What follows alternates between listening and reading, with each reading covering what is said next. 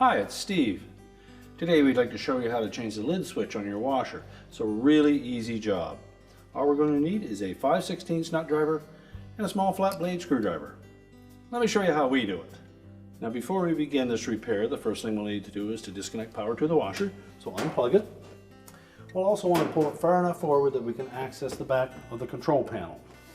And once we've got it out far enough, we'll remove the screws that secure that to the main top.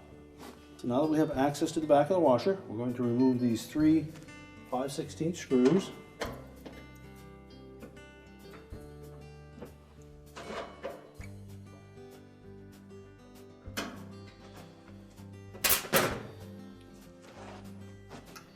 And we'll just lift up slightly on the back of that control panel,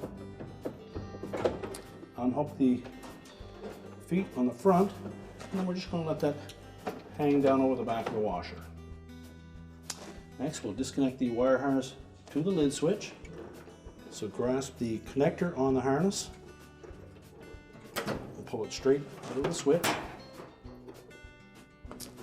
Then we're going to lift up on this little mounting tab at the back of that switch to release it.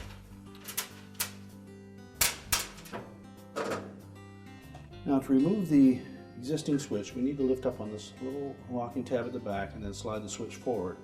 I find that easier if we raise that lid, but because we have no console in place anymore, there's nothing for the lid to lean up against. So if you can, have somebody else hold that for you, steady. And we're just going to lift up on this little tab at the back. We'll slide that switch forward and lift it out of the opening. You can discard the old switch. Now when installing the new one, we're going to line up these 2 tabs with the rear mounting holes. And then we're going to slide that switch towards the back. So press down on it, lift up slightly on that locking tab, just enough so that we'll clear the top. Pull it back, make sure that that tab drops down into the opening. And you can lower the lid. You should hear the switch engage.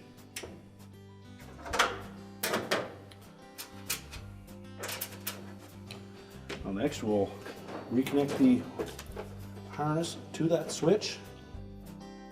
Line up the indicator on that connector, fit it into the switch, and press it firmly in to make sure it has a good connection. Then we need to engage these little feet on the front of that control housing into the openings on the main top. Line them up, just tilt that console back, make sure that they're hooked on the front, and then reinstall the retaining screws.